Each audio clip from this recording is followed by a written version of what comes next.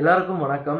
So next month end வந்து பார்த்தோம் அப்படின்னா ஐபிபிஎஸ் கிளார்க் மெயின்ஸ் வந்து வருது.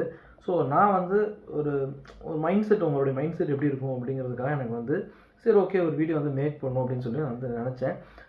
ஃபர்ஸ்ட் திங் நம்ம வந்து ஒரு விஷயத்த வந்து புரிஞ்சுக்கணும். ஸோ நீங்கள் கண்டிப்பாக வேரியஸ் ஸ்டேஜஸ் ஆஃப் ப்ரிப்பரேஷனில் இருப்பீங்க, ஓகேவா? ஸோ அதில் வந்து கண்டிப்பாக நம்ம வந்து எல்லாரும் ஒரே மாதிரி படிச்சுட்டு இருக்க போகிறது கிடையாது. ஸோ என்னுடைய ஒரே வீடியோ எல்லாருக்குமான ஒரு விஷயமா இருக்கவும் போகிறது கிடையாது. பட் ஸ்டில் என்னால் எவ்வளோ கவர் பண்ண முடியுதோ கவர் பண்ணுறேன். முதல்ல இப்போ தான் நம்ம முதல்ல மெயின்ஸ் எக்ஸாம் நீங்கள் வந்து எழுத போகிறீங்க அப்படின்னு வச்சுக்கோங்களேன். நான் உங்களுக்கு கொடுக்குற சஜஷன் என்ன அப்படின்னா, கொஞ்சம் ரிலாக்ஸ்டாக இருங்க அப்படின்னு நான் வந்து சொல்லிக்க விரும்புகிறேன். Okay, relaxed in the sense நான் எப்படி சொல்கிறேன் அப்படின்னா, இப்போ வந்து நமக்கு வந்து இந்த ஃபஸ்ட்டு மெயின்ஸ் வந்து இருக்கும்போது அந்த நர்வஸ்னஸ் வந்து மேபி உங்களுக்கு வந்து இருக்கலாம். இந்த தடவை நம்ம கிளியர் பண்ணிட்டோம், ஏன்னா அது இன்டர்வியூவும் கிடையாது. ஐபிபிஎஸ் கிளார்க் மெயின்ஸ்க்கு இன்டர்வியூ கிடையாது.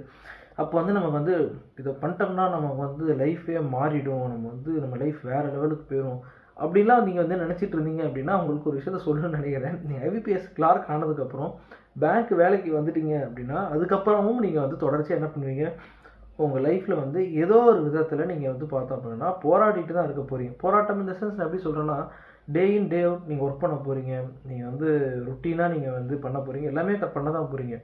ஸோ உங்கள் லைஃப் வந்து பார்த்தோம் அப்படின்னா ஏதோ ஒரு விதத்தில் மாறப்போகுது. பாசிட்டிவாக நான் இல்லைன்னு சொல்ல, பட் அதுதான் அல்டிமேட் அப்படின்னு நீங்கள் தயவு செஞ்சு வந்து நம்பாதீங்க. ஓகே, ஏன்னா இதுதான் நமக்கு எல்லாமே அப்படிங்கிற ஒரு மனநிலைக்கு நீங்கள் வந்துட்டீங்க அப்படின்னா கண்டிப்பாக அது உங்களுக்குள்ள தேவையில்லாத ஒரு ப்ரெஷரை வந்து கிரியேட் பண்ணும். அது வந்து ஒரு மாதிரி ஆக்கிடும் உங்களை.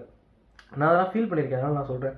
அப்போ நம்ம வந்து என்ன பண்ணணும் அப்படின்னா, நமக்கு வந்து கிளரிக்கல் எக்ஸாம் கிடைக்கலன்னா ஆஃபீஸ் எக்ஸாம் நமக்கு வந்து கிடைக்கும். அதனால் எதுவுமே வந்து அல்டிமேட் அப்படிங்கிறத நீங்கள் வந்து நினைக்காதீங்க. ஓகே, அதுக்கு அது கிடைக்கவே ஃபஸ்ட் டைம் அட்டன் பண்ண போகிறதுனால எனக்கு கிடைக்காதா அப்படின்னு நான் அப்படி சொல்ல வரவே இல்லை. நான் என்ன சொல்ல வரேன் அப்படின்னா, அன்வான்டாக ப்ரெஷர் ஆகிக்காதீங்க.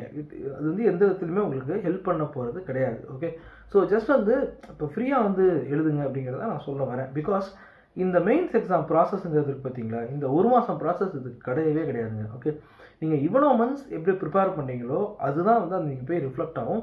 இட்ஸ் அ பியூர் வந்து எக்ஸ்பிரஷன் அப்படின்னு நான் வந்து சொல்லுவேன்.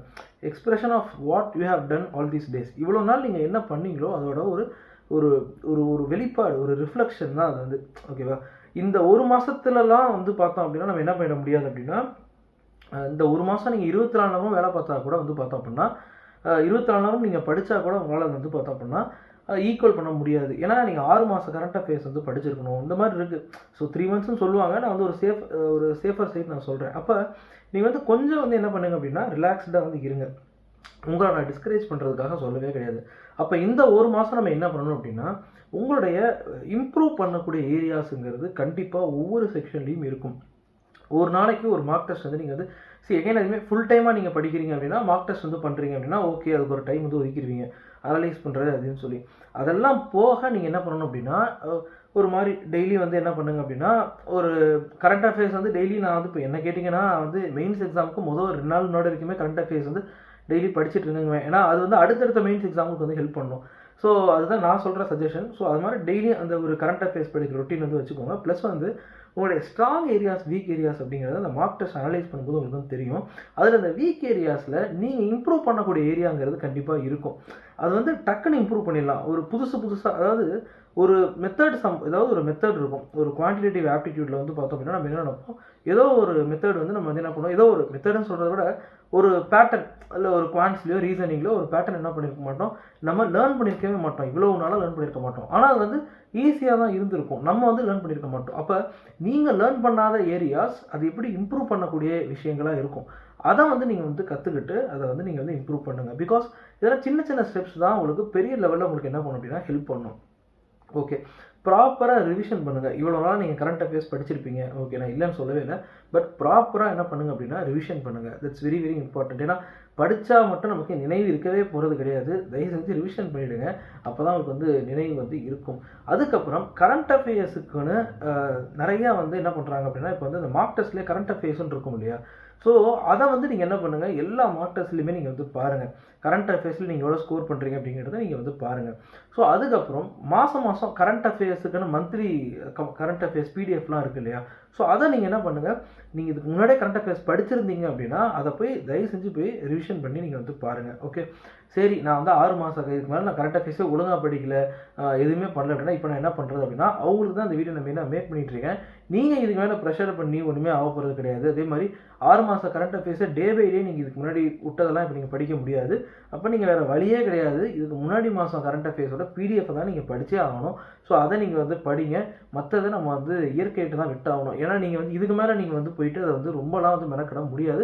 பட் உங்கள் கையில் இருக்கக்கூடியது என்ன அதை மட்டும் நீங்கள் பாருங்கள். உங்கள் கையில் என்ன இருக்குது?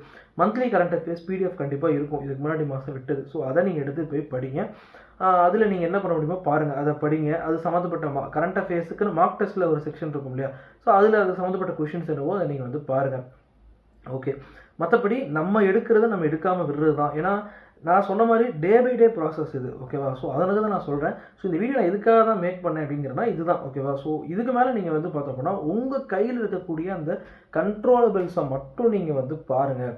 தேவையில்லாமல் ப்ரெஷர் ஆகிக்காதீங்க. அவங்களுக்கு தான் அந்த விஷயத்தை தான் நான் அந்த வீடியோவில் வந்து நான் வந்து சொல்ல வரேன். ஓகே, ஸோ உங்கள் கையில் இருக்கக்கூடிய கண்ட்ரோலிங் ஃபேக்டர்ஸ் என்னென்ன, ஸோ அதை மட்டும் நீங்கள் வந்து பாருங்கள். அது ஒன்று. ஓகே, நான் வந்து பர்ஃபெக்டாக இருக்கேன், நான் வந்து ஓரளவுக்கு நான் எல்லாமே day by day work out பண்ணிட்டு தான் இருக்கேன் அப்படின்னா சூப்பர். உங்கள் கான்ஃபிடென்ஸை அப்படியே மெயின்டைன் பண்ணிக்கோங்க. ரிவிஷன் மட்டும் கரெக்டாக வந்து பண்ணிகிட்டே வாங்க. ஏன்னா ரிவிஷன் பண்ணலாம் மறந்து போயிருவீங்க. மார்க் டெஸ்ட் வந்து ரெகுலராக வந்து ப்ராக்டிஸ் பண்ணிட்டே இருங்க. மார்க் டெஸ்ட்டில் கொஞ்சமாக இம்ப்ரூவ் பண்ண பாருங்கள். ஓகே, ஏதோ ஒரு இம்ப்ரூவ்மெண்ட் வந்து மார்க் டெஸ்ட் வந்து கொடுக்கணும். மார்க் டெஸ்ட் கொடுக்குறோம் அப்படிங்கிறது இல்லாமல் ஏதோ ஒரு மார்க் டெஸ்ட் அடுத்த மார்க் டெஸ்ட்டில் இன்னும் கொஞ்சம் மார்க்ஸ் அதிகமாக இருக்கணும், அதுக்கு அடுத்தது இன்னும் அதை விட அதிகமாக மார்க்ஸ் இருக்கணும் அப்படிங்கிறது. ஸோ அப்படி எக்ஸாமில் வந்து இன்னும் நம்ம எப்படி நம்ம வந்து இன்புட் கொடுத்து எப்படி நம்ம என்ன பண்ணலாம் அப்படின்னா இன்னும் எப்படி நம்ம வந்து மார்க் டெஸ்ட்டில் இம்ப்ரூவ் பண்ணுறது அப்படிங்கிறது உங்களுடைய கவனத்தை அதில் வைங்க. இம்ப்ரூவ்மெண்ட் அப்படின்னு சொல்லி அதில் வைங்க. உங்களுக்கும் வீக் ஏரியாஸ் அப்படிங்கிறதா இருந்துச்சுன்னா அது வந்து ஒர்க் அவுட் பண்ணுங்கள். ஸோ இதுதான். ஸோ இந்த வீடியோ கண்டிப்பாக உங்களுக்கு வந்து ஹெல்ப்ஃபுல்லாக இருந்திருக்குன்னு நான் வந்து நினைக்கிறேன். எல்லாமே ஒரு மன தைரியத்துக்கு தான் நம்ம வந்து தர முடியும். எனக்கே தெரியும். இப்போ வந்து பார்த்தீங்கன்னா ஒரு கிளாஸ் எடுக்கிறோம் அப்படின்னா அது வேறு, ஓகேவா? நம்ம வந்து உங்களேருந்து இம்ப்ரூவ் பண்ண முடியும் நம்மளால். பட் இதெல்லாம் நம்மளால் வந்து மன தைரியத்தை தான் தர முடியும் ஸ்ட்ராட்டஜி இந்த மாதிரி வீடியோஸ் மூலமாக. ஸோ அதை நான் தரதான் வந்து நம்புகிறேன். ஸோ உங்களுக்கு இந்த வீடியோ பிடிச்சிருந்துச்சுன்னா கீழே இந்த கமெண்ட்டில் சொல்லுங்கள். அண்ட் டெலகிராமுக்கு நமக்கு ஒரு குரூப் இருக்குது. உங்களுக்கு இன்ட்ரெஸ்ட் இருந்துச்சுன்னா அது வந்து ஜாயின் பண்ணிக்கோங்க. ஓகே, ஸோ அடுத்த வீடியோஸ் பார்ப்போம். பை.